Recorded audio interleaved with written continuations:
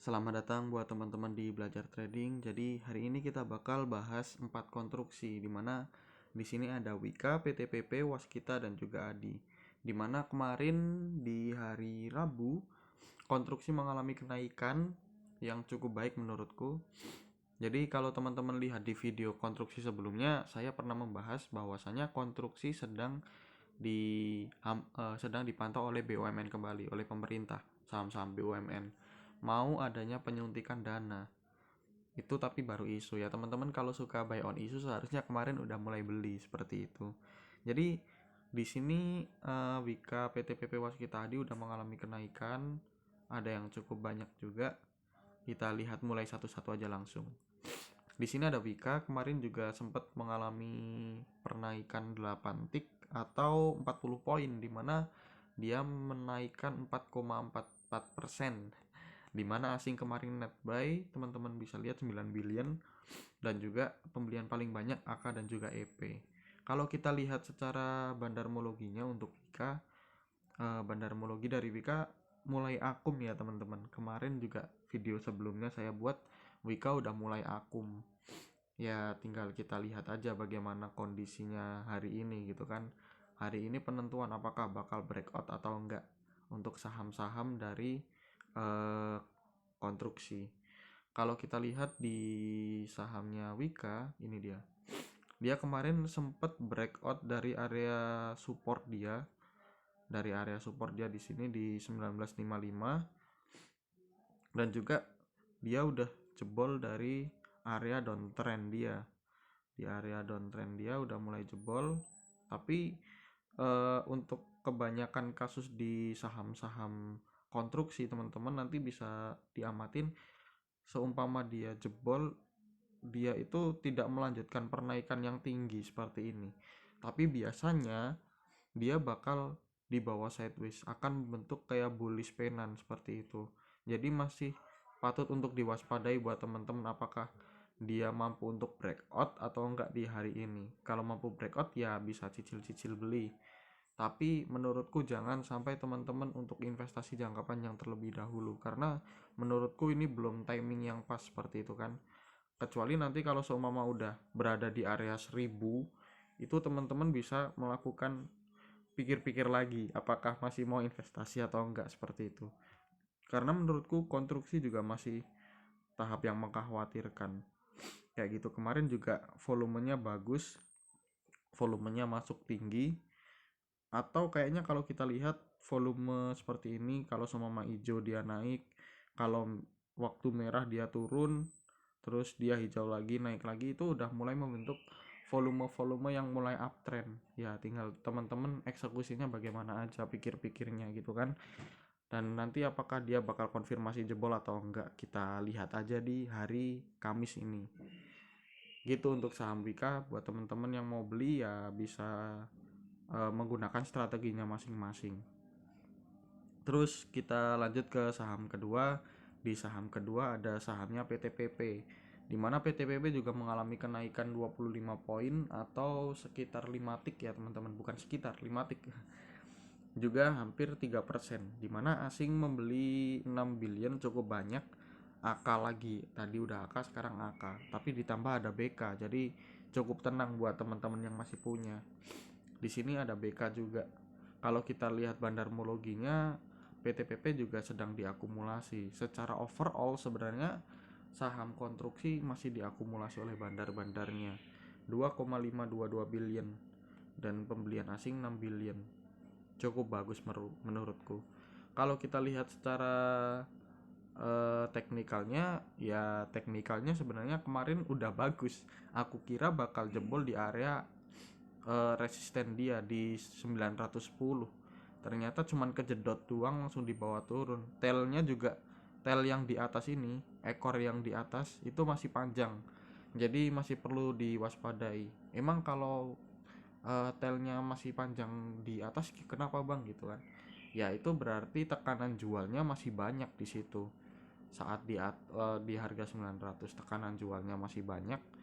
Tapi kalau secara kita lihat secara volumenya masih bagus. Saat dia hijau, volumenya juga naik.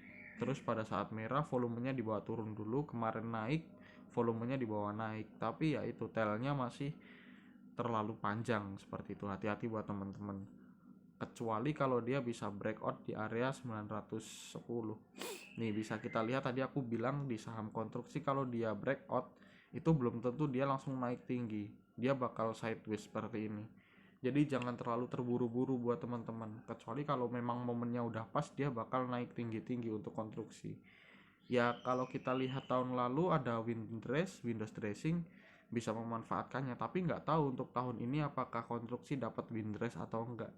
Ya karena konstruksi juga nggak jalan, ya jalan tapi untuk pendapatan laba-labanya dia masih kurang menurutku dari tahun yang sebelumnya. Ini cuman 6, sebelumnya 28, 30, 39. Kita lihat punya Wika dia 326 cuman 9 ya. Ya masih perlu dipikir-pikir apakah si konstruksi ini dapat Windows dressing atau enggak, seperti itu.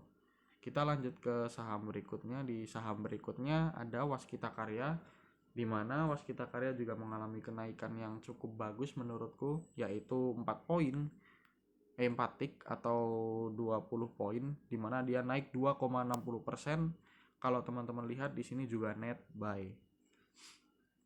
Pembelian paling banyak oleh CG, bandarnya buka. Kalau kita lihat secara teknikalnya, ya kemarin udah breakout di area 785 teman-teman. Dia juga berada di atas MA5-nya. Ya kita bisa lihat apakah besok bakal dibawa naik ke sini di sidewaysin, terus bakal dibawa naik atau dia bakal membentuk bearish penan dibawa naik. Mana sih? Dibawa naik terus dibawa turun lagi. Nggak ada yang tahu. Jadi hati-hati aja. Walaupun secara volume dia masih bagus, volumenya oke. Masih bisa dipikirkan lagi buat Waskita Karya, hampir sama dengan saham-saham dari saham-sahamnya dari konstruksi yang sebelumnya. Seperti itu. Secara volume udah mulai membaik. Lanjut ke saham berikutnya. Di saham berikutnya ada ADI, di mana ADI juga mengalami kenaikan 3 poin, 3 tik, astagfirullah, 3 tik atau 15 poin, di mana dia naik 2,13%, di mana asing juga net buy tapi cukup tipis 700 juta, di mana pembelian paling banyak CC dan juga MG ya teman-teman, MG nih. Jadi buat teman-teman yang tahu aja, MG ya bandar yang cukup memanjakan memanjakan retail. Enggak bercanda, dia cukup mengerikan untuk retail. Biasanya dia main scalping. Jadi kalau seumpama kita lihat juga secara bandarmologinya untuk ADI ya sama, dia masih diakumulasi sama bandar-bandarnya, cuman ya cukup tipis-tipis lah. Secara asing dia net buy, bandarmologinya dia juga net buy. Seperti itu untuk bandarmologi dari ADI. Kalau kita lihat secara teknikal analisanya, si ADI juga mengalami breakout juga sepertinya. Nah ini dia juga mengalami breakout, tapi jarumnya terlalu panjang menurutku.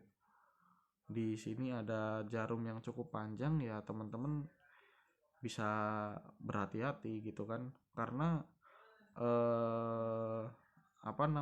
dari volumenya bagus, tapi karena ini jarumnya cukup panjang, tekanan jual yang cukup tinggi, menurutku ya hati-hati aja. Boleh untuk beli, boleh, tapi kalau seumpama nanti masuk ke area sini lagi ya teman-teman harus pikirkan lagi, kali aja nanti masih melanjutkan downtrend dia. Walaupun secara dia juga masih oke sebenarnya, karena dari segi volume dia masih bagus. Sedangkan MACD dia juga udah mulai menuki ke atas, tajam menuki ke atas nih dia untuk ADI. Jadi seperti itu, ada support di 665 juga. Mungkin bisa jadi patokan buat teman-teman. Mungkin gitu dulu aja untuk saham-saham konstruksi. Teman-teman bisa mulai memikirkan apakah mau masuk atau enggak, ataukah teman-teman mau menunggu di bulan-bulan Oktober yang biasanya di saham-saham konstruksi mulai mengalami penaikan kayak gitu. Jadi gitu dulu aja buat teman-teman. Semoga teman-teman tetap berada di jalan yang cuan.